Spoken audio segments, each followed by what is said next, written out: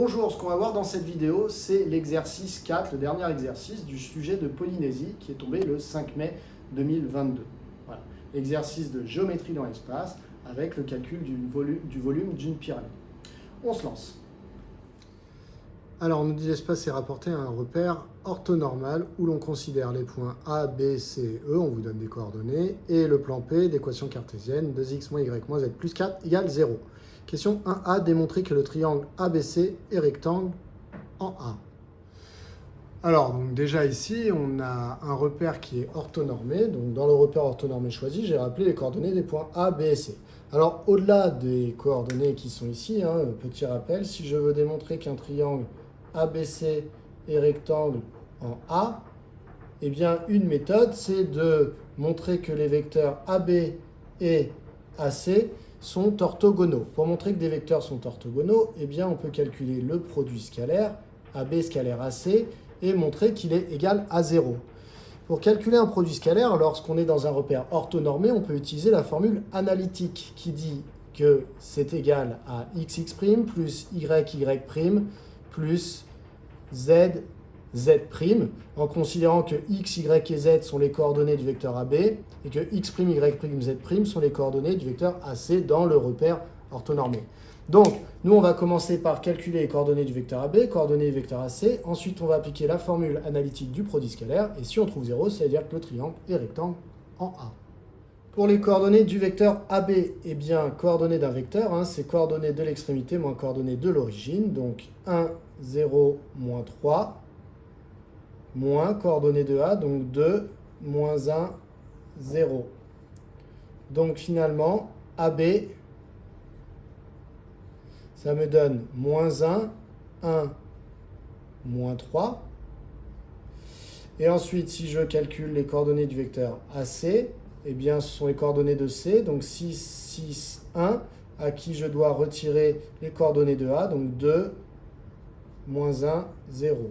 Donc, finalement, AC a pour coordonnées 4, 6 moins 1, donc 7, et 1 moins 0, 1. Donc, je peux calculer le produit scalaire AB scalaire AC, qui est égal à, donc je multiplie les abscisses entre elles, moins 1 fois 4, plus 1 fois 7, plus moins 3 fois 1. Ça donne donc moins 4 plus 7, ça donne 3, plus moins 3 fois 1 qui donne moins 3, donc 3 moins 3, 0. Donc, eh bien, AB et AC sont orthogonaux.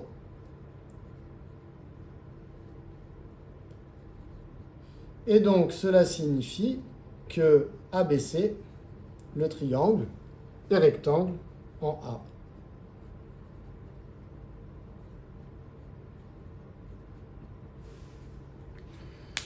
Voilà pour cette première question. Dans la question 1b, on nous demande de calculer le produit scalaire BA scalaire BC, puis les longueurs BA et BC. Donc, pour calculer le produit scalaire BA scalaire BC, on va utiliser la même méthode que ce qu'on vient d'utiliser, la formule analytique. Donc, BA, il me faut les coordonnées du vecteur. Alors, soit je les refais au calcul, soit j'utilise les coordonnées du vecteur AB et je prends leur opposé. Moi, j'ai effacé, donc je vais recommencer mon calcul, c'est pas bien grave. 2, moins 1, 0, coordonnées de A, moins coordonnées de B, 1, 0, moins 3. Donc, finalement, BA a pour coordonnées 1, moins 1, 3. Ensuite, j'ai besoin des coordonnées du vecteur BC.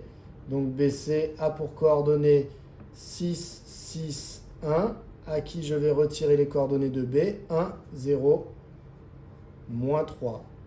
Donc, finalement, le vecteur BC a pour coordonnées 6, moins 1, 5, 6, moins 0, 6, 1, moins 3, donc 1 plus 3, c'est-à-dire 4. Donc, je peux en déduire le produit scalaire BA scalaire BC. Je vais donc multiplier les coordonnées entre elles et additionner. Donc, 1 fois 5, plus moins 1 fois 6, plus 3 fois 4, ce qui est égal à 5, moins 6, plus 12. Ce qui va nous donner 5 moins 6, ça nous donne moins 1 plus 12, 11. Donc finalement, le produit scalaire BA scalaire BC est égal à 11. On me demandait ensuite de calculer les longueurs BA et BC. Donc ça, c'est un premier point ici. Maintenant, je vais calculer les longueurs BA et BC. Alors, pour calculer la longueur BA, sachant que je connais les coordonnées du vecteur BA, eh bien, je sais que la formule, c'est racine carrée de, et je vais additionner les carrés des coordonnées du vecteur BA. Donc, 1 au carré, plus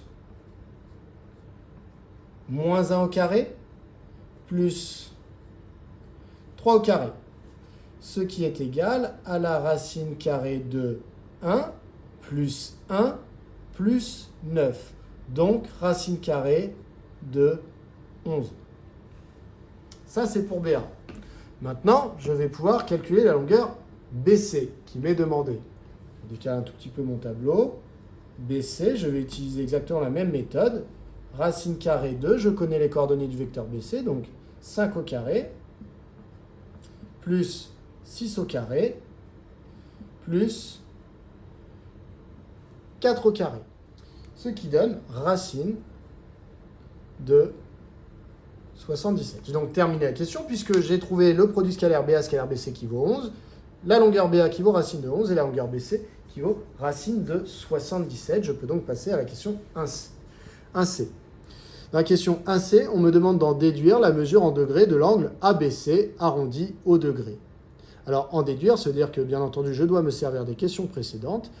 Alors, c'est surtout la question B qui va certainement me servir ici. Alors, dans la question B, je calcule le produit scalaire BA scalaire BC avec la formule analytique et je connais les longueurs BA et BC. On me demande de calculer un angle, donc quand on me demande de trouver un angle, bien souvent, il faut que j'utilise la formule du produit scalaire qui utilise le cosinus d'un angle. Vous savez qu'il y a une des définitions qui utilise le cosinus d'un angle. Alors, en effet, je vais me placer dans un plan pour pouvoir utiliser le produit scalaire ici, BA scalaire BC. Donc, BA, donc dans le plan,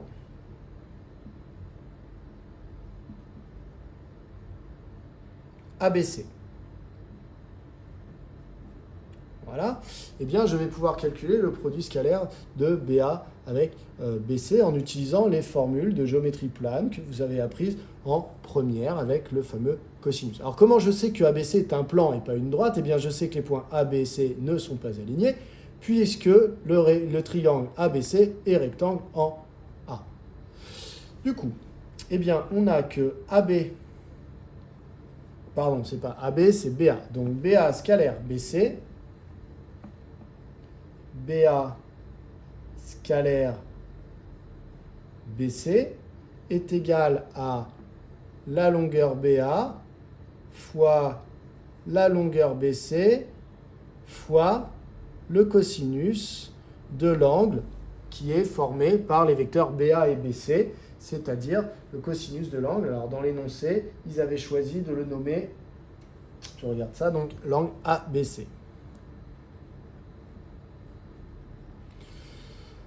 Donc au final, je connais le résultat de BA scalaire BC, je connais la longueur BA, racine de 11, je connais la longueur BC, elle vaut racine de 77, donc je vais pouvoir déduire le cosinus qui est ici.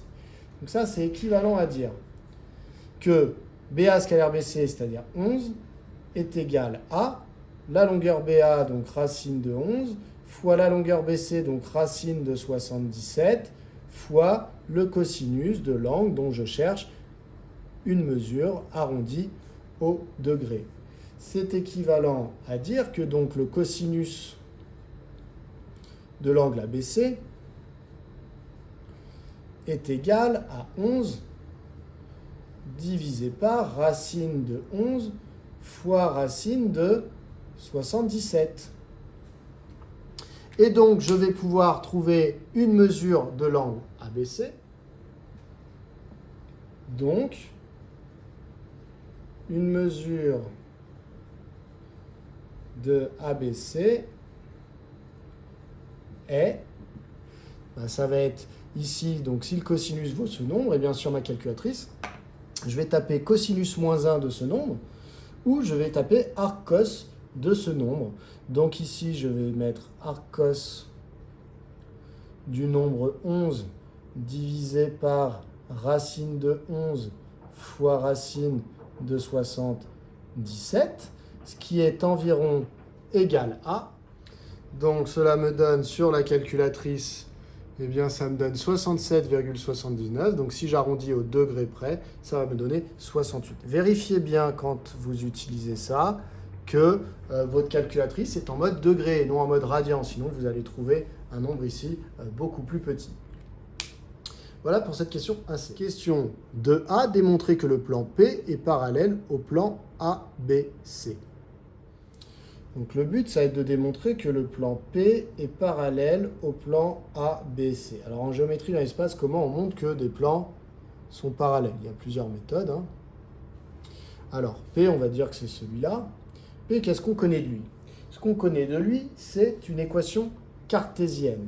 Donc on sait que P va avoir comme équation cartésienne, c'est marqué dans l'énoncé, donc 2x moins y moins z plus 4 égale 0.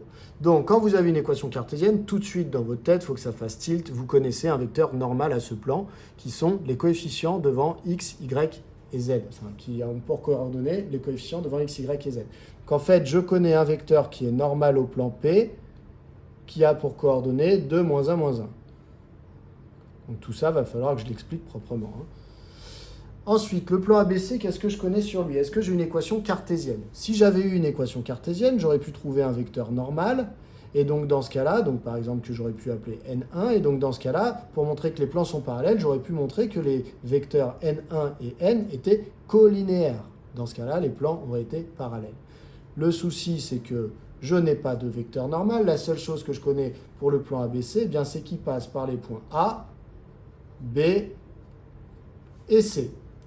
Donc, il va falloir que je m'en sorte quand même. Pour m'en sortir, eh bien finalement, pour que les plans soient parallèles, eh bien il faudrait que le vecteur n qui est normal au plan P soit aussi normal au plan ABC.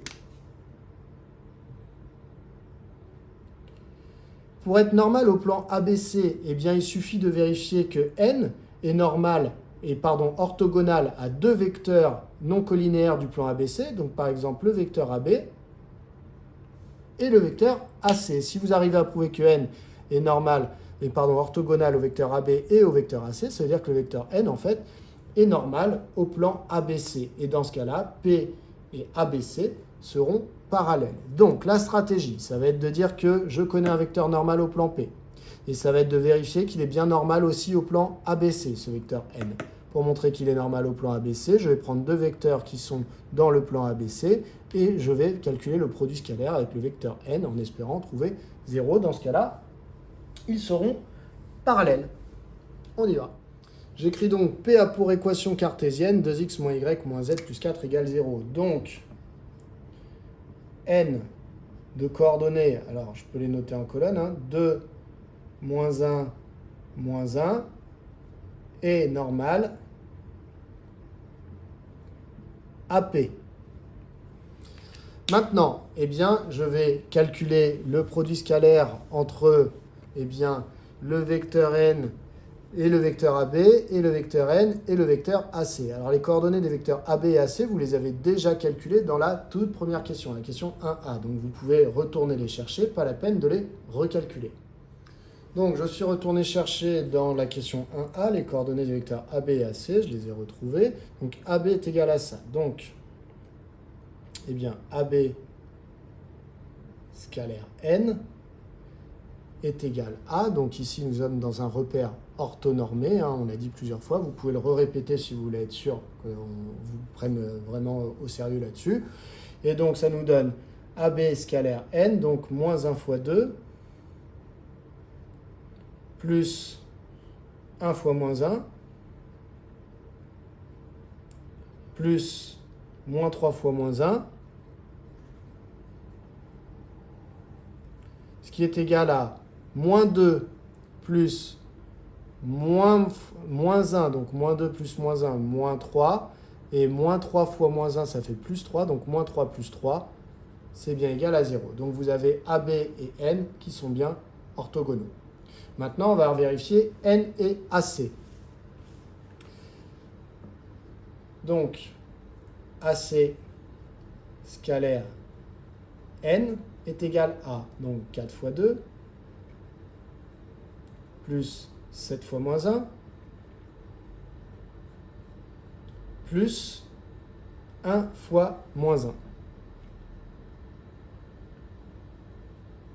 C'est égal à, donc 4 fois 2, ça fait 8. 7 fois moins 1, ça fait moins 7. Donc 8 moins 7, 1.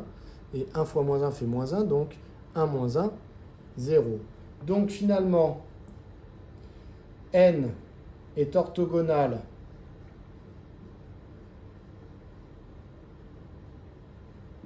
à AB et AC qui ne sont pas collinéaires, on précise bien. Pourquoi ils ne sont pas collinéaires? On a démontré tout à l'heure que le triangle ABC était rectangle en A, qui ne sont pas collinéaires. Donc N, finalement, est normal au plan ABC. Et donc, s'il est normal au plan ABC, comme il est normal au plan P également, eh bien, on peut conclure que, donc, je décale un petit peu le tableau, donc P et ABC, donc je parle des plans, je mets bien les parenthèses autour, sont parallèles. Voilà, et donc on a bien démontré ce qu'on voulait démontrer dans la question 2A. Pour ce qui est de la question 2B, en déduire une équation cartésienne du plan ABC. Donc, je veux une équation cartésienne du plan ABC. Pour avoir une équation cartésienne du plan ABC, j'ai besoin de deux choses pour avoir une équation cartésienne de plan. J'ai besoin d'un vecteur normal et j'ai besoin d'un point qui est à l'intérieur du plan. Donc, si mon plan s'appelle ABC, pour le point, j'ai l'embarras du choix. Je peux prendre le point A ou le point B ou le point C. Et pour le vecteur normal, j'ai prouvé dans la question précédente que le vecteur n qui avait pour coordonnées 2, moins 1, moins 1 était normal non seulement au plan P, mais aussi au plan ABC. Donc finalement, j'ai un vecteur normal et un point. À partir de là, je peux appliquer la formule suivante qui est une équation cartésienne du plan ABC. Ce sera les coordonnées du vecteur n qui seront accompagnées de x, y et z. Et dans le membre de droite, on recopiera la même chose avec à la place de x, y et z les coordonnées du point A ou B ou C, comme vous voulez. Donc ça fera 2 fois xa moins 1 fois ya moins 1 fois za. Donc voilà, on va bien préciser ça, qu'on a un point et un vecteur normal. Donc A de coordonnées 2, 2, moins 1, 0, appartient à ABC. Donc c'est au plan, puisque je mets des parenthèses autour. Donc ça, c'est par définition, puisque le point A fait partie du nom du plan, c'est qu'il appartient à ce plan. Ensuite, j'ai le vecteur n de coordonnées 2, moins 1, moins 1, qui est normal au plan A, B, C. Donc, je peux directement dire une équation cartésienne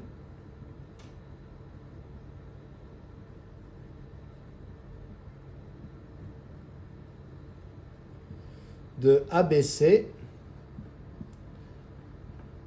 est, et j'écris ça. Donc ça me donne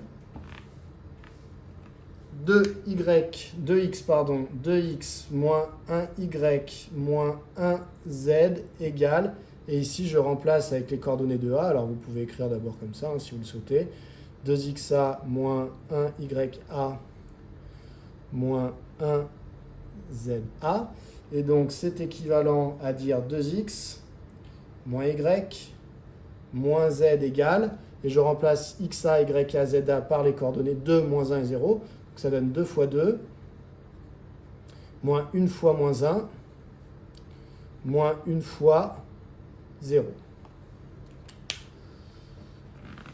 Hop, c'est donc équivalent à dire que 2x moins y moins z égale 4, moins 1 fois moins 1, donc plus 1, moins 1 fois 0, 0. Donc finalement, 4 plus 1, ici, ça me donne 5. Si je veux une équation cartésienne toute propre, eh bien je m'arrange pour avoir 0 dans le membre de droite.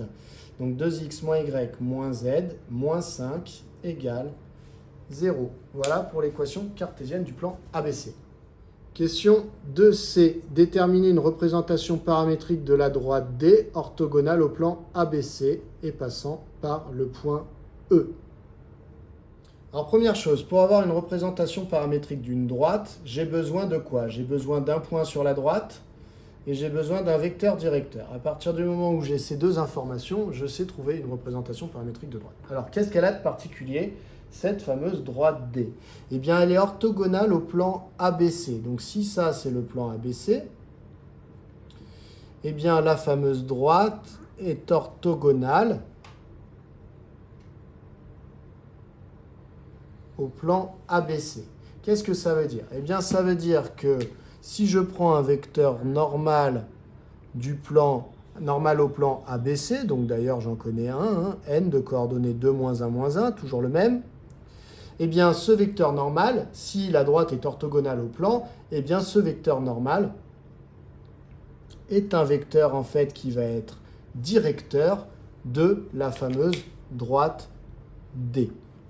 Donc finalement, j'avais dit que j'avais besoin d'un point et d'un vecteur directeur. Le vecteur directeur, je l'ai, puisque finalement, ça va être, je vais prendre le vecteur normal au plan ABC qui va diriger la droite D. Et si je veux un point, eh bien, on m'a dit que cette droite-là passait par le point E.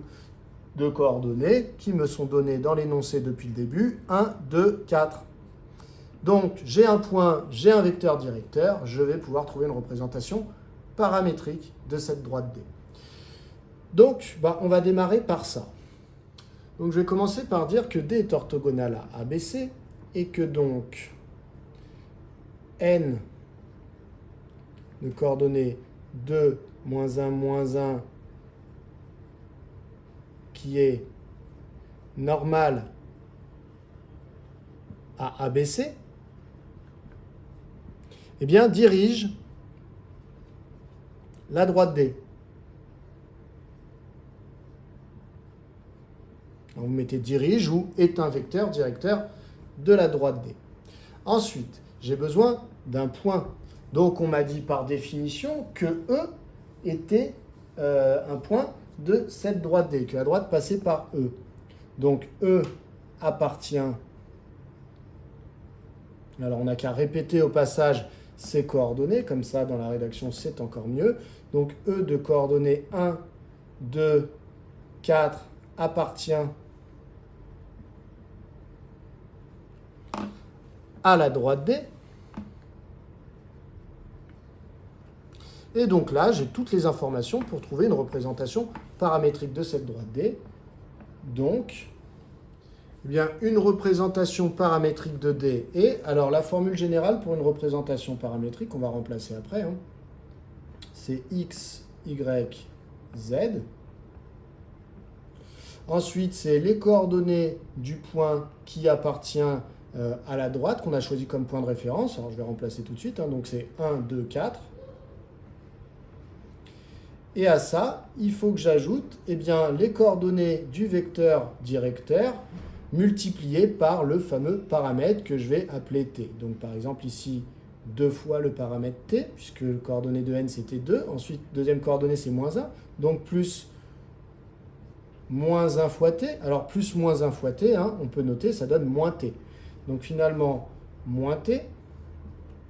Et encore une fois, moins 1 fois t, ce qui nous donne moins t. Et donc, on précise bien avec t qui parcourt en fait l'ensemble des réels qui peut être remplacé par n'importe quel nombre réel. T est le paramètre. Voilà pour la représentation paramétrique qu'on peut trouver pour la droite D. Alors ça n'est pas la seule, elle n'est pas unique, puisque vous voyez bien, elle dépend ici du point de référence qu'on a pris pour la droite, et elle dépend également des coordonnées du vecteur directeur. Vous savez qu'il y a une infinité de vecteurs directeurs, et qu'il y a une infinité de points sur cette droite, donc voilà, cette écriture-là n'est pas unique. Mais en tout cas, on en a trouvé une qui fonctionne. Cela nous amène à la question 2D. Démontrer que le projeté orthogonal H du point E sur le plan ABC a pour coordonnées 4, 1,5, 5,5.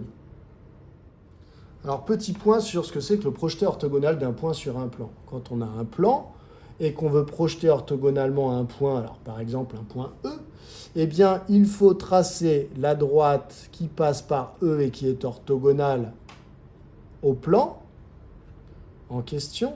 Et le projeté orthogonal sera le point d'intersection entre la droite et le plan. Alors pourquoi on dit tout ça? Parce que là, on nous demande les coordonnées du point H, qui serait le projeté orthogonal de E sur le plan ABC. Mais donc, H, c'est le point d'intersection entre la droite qui passe par E et qui est orthogonale au plan. Alors cette droite, on lui a déjà donné un nom, c'est la droite D, et le plan ABC. Donc en réalité, on est en train de chercher les coordonnées du point d'intersection entre la droite D et le plan ABC. Alors ça tombe bien puisqu'on a une représentation paramétrique de la droite D et qu'on a trouvé tout à l'heure une équation cartésienne du plan ABC. On va donc devoir trouver le point d'intersection. Le point d'intersection de ces deux ensembles de points, le plan et la droite, eh bien ces coordonnées doivent vérifier la représentation paramétrique afin d'être sur la droite, mais aussi l'équation cartésienne du plan ABC afin d'être dans le plan ABC. Donc, on va faire un système avec toutes les conditions que doivent remplir ces coordonnées. X doit être égal à 1 plus t, puisqu'il est sur la droite. Donc, le Y, lui, doit être égal à 2 moins t, et le Z, lui, doit être égal à 4 moins t. Donc ça, c'est parce que le point H appartient à la droite D. Maintenant, le point H appartient aussi au plan ABC. Donc, ces coordonnées doivent vérifier l'équation cartésienne 2x moins y moins z moins 5 égale 0. Voilà. Donc, je vais écrire une petite phrase disant les coordonnées x, y, z du point H doivent vérifier. Et je remets la caméra. Alors, vous aurez noté que je m'étais trompé ici. J'avais mis plus t. Au lieu de mettre plus de t, j'avais mal recopié la représentation paramétrique. Donc, vous aurez corrigé ici. Donc, il faut vérifier représentation paramétrique plus équation cartésienne du plan pour bien faire partie des deux ensembles de points. Ce système, je vais donc le résoudre. Il est équivalent à, pour résoudre ce système-là, eh bien, on va substituer x, y, z ici à l'intérieur de l'équation cartésienne du plan. Ça va me permettre d'obtenir une équation où je n'ai pas 3 inconnus comme actuellement, mais une inconnue qui sera t. Donc, les premières équations, je suis obligé de les recopier telles quelles. 2 moins t, z égale 4 moins t. La dernière, je remplace dedans 2 fois x, on a dit que c'était 1 plus 2t, moins y, on a dit que c'était 2 moins t. Z, on a dit que c'était 4 moins t, on retire 5, et donc on met égal 0. C'est équivalent à. Et donc ici, on va développer tout ça pour essayer d'isoler ensuite t. Alors, je peux peut-être recopier encore les équations. Alors, c'est pas je peux peut-être, c'est je suis obligé. Y égale 2 moins t, z égale 4 moins t. Alors, sinon, vous pouvez extraire l'équation là, mais bon, il faut bien expliquer. Ça va nous donner 2 fois 1, 2, 2 fois 2t, 4t, moins 2, moins t, moins 4, plus t, moins 5, égale 0. Ensuite, je vais pouvoir ici isoler t. Alors, je peux déjà réduire un petit peu tout ça. Donc, vous voyez, c'est un petit peu long à écrire. Mais c'est comme ça. Z égale 4 moins t. Ensuite, dt, il y en a combien là? Il y en a 4 plus 1 plus 1. Donc, il y en a 6. Ça donne 6t. Et ensuite, ici, qu'est-ce qu'on a? On a 2 moins 2, ça s'annule. Et moins 4, moins 5, moins 9. Donc 6t moins 9 égale 0. Alors, Ça veut dire que désormais, on est en capacité de trouver la valeur de t. Donc, la valeur de t, ici, 6t moins 9 égale 0, ça veut dire que 6t égale 9, ce qui veut dire que t égale 9 sixièmes. Et si je simplifie par 3, j'obtiens 3 sur 2. Donc, t égale à 3 demi. Donc ça, je peux me le noter. T égale 3 demi. Alors, ça veut dire qu'après, je vais pouvoir remplacer ici dans toutes les équations en remplaçant t par 3 demi. Alors, ça va me donner quoi pour x? Pour x, je vais obtenir 1 plus 2 fois 3 demi. Les deux vont se simplifier, ça va faire 1 plus 3, ça va me donner 4. Donc, x égale 4. Pour y, je vais obtenir 2 moins t, donc 2 moins 3 demi. Mais 2, si je le mets sur 2, ça fait 4 demi. Donc finalement, ça fait 4 demi moins 3 demi, ça fait 1 demi. Donc y égale 1 demi. Ensuite, z. Z, c'est 4 moins t.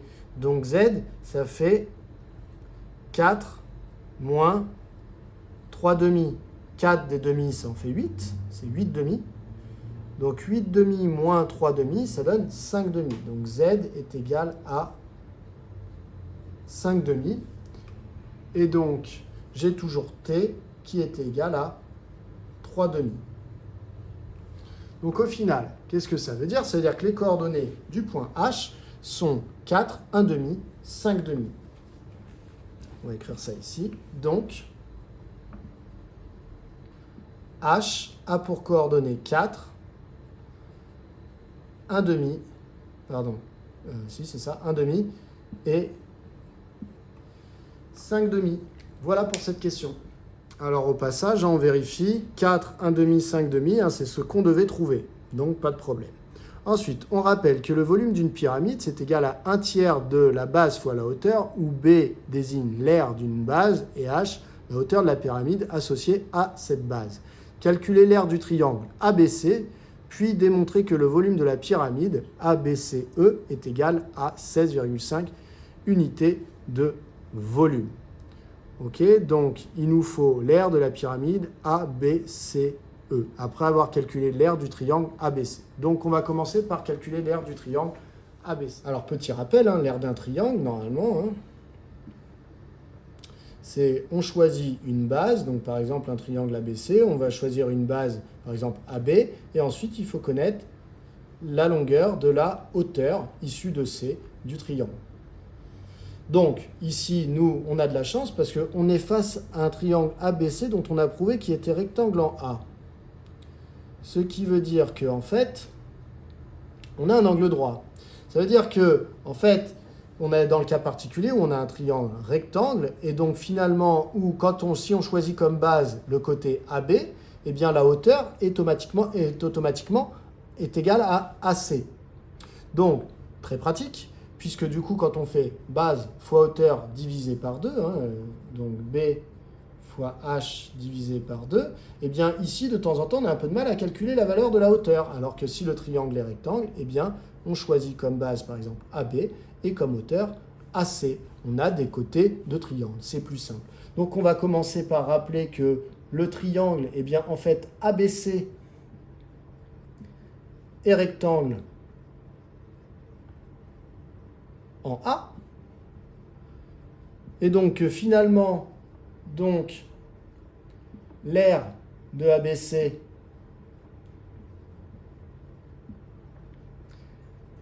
est, donc on peut l'appeler grand B, parce que ça va être notre base pour la suite, est égal à, donc, AB, base, fois hauteur, AC, divisé par 2. Il ne nous reste que à calculer AB et AC, et on aura tout bon. Alors, AB, on l'a déjà calculé, parce qu'en fait, on a déjà calculé la longueur BA tout à l'heure, souvenez-vous, c'était égal à racine de 11. Donc finalement, ici, on a déjà que c'est racine de 11 fois AC que je cherche, divisé par 2. Donc il me reste à trouver AC. AC, on ne l'a pas encore calculé dans l'exercice, donc je vais devoir le calculer. AC, c'est égal à. Alors, tout à l'heure, on avait calculé en revanche les coordonnées du vecteur AC. Donc, je vais pouvoir m'en sortir grâce à ça. Donc AC, ça fait plein de fois hein, qu'on calcule ces coordonnées. Je les réécris. On a déjà, pardon, on a déjà trouvé que c'était 4, 7, 1. Et donc ici, pour connaître la longueur AC, en fait, c'est la norme du vecteur AC. Et donc on a dit qu'il faut prendre les coordonnées ici du vecteur AC, les mettre au carré, les additionner et mettre tout ça sous une racine. Donc, ça nous donne racine de 66. Donc, finalement, ici, ça va être fois racine de 66 divisé par 2. Alors, ici, 66, hein, c'est 11 fois 6. Donc, en fait, ça fait racine de 11 fois racine de 11 fois racine de 6. Donc, finalement, on peut dire, divisé par 2, hein, bien sûr, ici, racine de 11 fois racine de 11, eh bien, c'est égal à 11. Donc, finalement, je peux dire que ça vaut 11 racine de 6 divisé par 2. Donc, 11 racine de 6 divisé par 2 pour la base. OK. Donc, on a l'aire du triangle ABC qui est ici. Maintenant, maintenant que j'ai l'aire du triangle ABC, eh bien, je veux le volume de la pyramide ABCE. Alors, on m'a mis le doigt sur quelque chose, hein, c'est que ici, quand j'ai le triangle ABC qui est inscrit, hein, qui est à l'intérieur, qui appartient, qui est complètement dans le plan ABC, du coup, eh bien, je sais, donc ce triangle était rectangle, hein, très bien, c'est parfait. Et donc, j'ai le point E dont on m'a parlé tout à l'heure. Et je vous rappelle qu'on avait calculé ici les coordonnées du projeté orthogonal de E sur le plan ABC qui était H. Donc finalement, là, j'ai la pyramide ABCE dont je connais, si je prends comme base ABC, ce qu'on m'a quand même beaucoup suggéré en me faisant calculer l'aire du triangle ABC, eh bien, je vais juste avoir multiplié cette aire de la base par la formule hein, qu'on m'a donnée. Hein. Donc, on m'a dit le volume, c'est 1/3 de l'aire de la base fois la hauteur choisie. La hauteur, c'est la distance EH. Puisqu'on sait que H est le projeté orthogonal de E, donc on sait que EH, c'est la fameuse droite D qui était orthogonale au plan. Donc ici, finalement, la hauteur de la pyramide, c'est EH à partir du moment où je choisis comme base ABC. On va écrire ça. On va calculer EH et on pourra calculer le volume. Alors, on peut dire EH et la hauteur.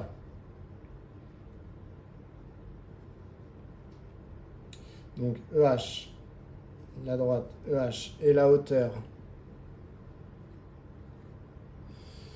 de la pyramide ABCE issue de E. Point. On calcule EH. EH est égal à, alors pour calculer la distance hein, dans l'espace, on écrit la racine carrée et on va faire la différence des coordonnées, en fait, pour avoir un petit peu les coordonnées du vecteur EH et pour les mettre au carré et les additionner. Donc, je vais avoir besoin ici des coordonnées du point H moins les coordonnées du point E. Et à chaque fois, je vais faire la différence et je vais mettre le résultat au carré.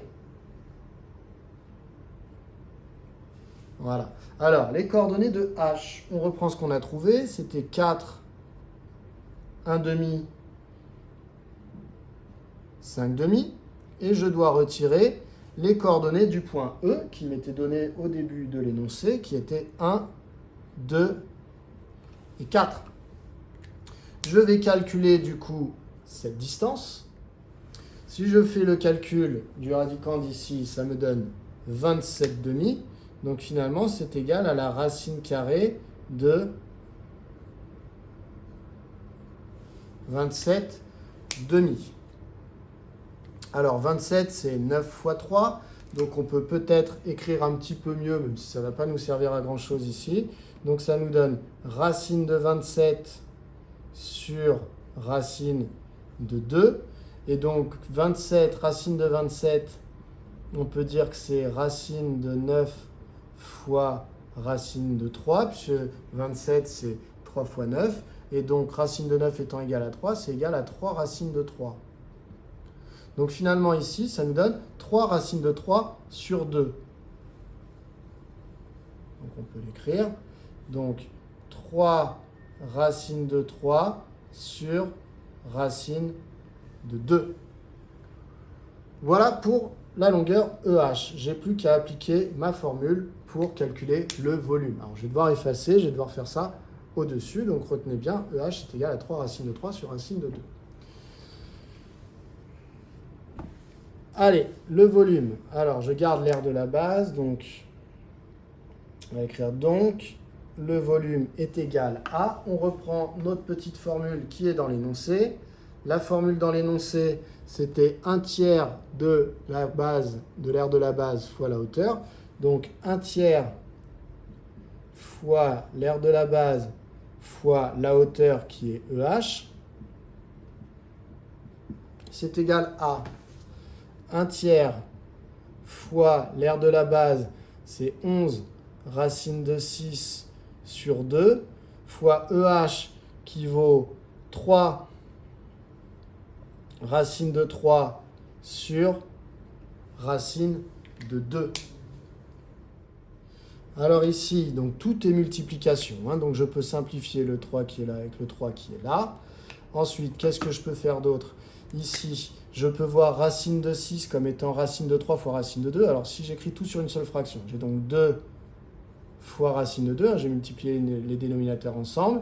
Ici, j'ai 1 fois 11 racine de 6, donc ça fait 11 racine de 6. Racine de 6, je peux l'écrire comme racine de 2 fois racine de 3. Donc, finalement, ça fait 11 fois racine de 2 fois racine de 3 fois la racine de 3 qui est ici. Donc, les racines de 2, comme j'ai que des multiplications au numérateur et au dénominateur, je peux les simplifier. Racine de 3 fois racine de 3, c'est égal à 3, du coup. Donc ça fait 11 fois 3, c'est-à-dire 33, divisé par 2. Et 33 divisé par 2, c'est égal à 16,5. Donc V est égal à 16,5 unités de volume. Et c'est ce qui nous était demandé dans l'énoncé. Voilà, on a fini avec cet exercice de géométrie dans l'espace. Je vous conseille d'en faire plein d'autres, de multiplier les exercices. Si vous regardez uniquement ce sujet de Polynésie du 5 mai 2022, vous avez 2 autres exercices qui sont corrigés, l'exercice 2 et l'exercice 3 dans les vidéos. Je vais vous mettre en lien ou sinon, vous les recherchez directement sur la chaîne. À bientôt!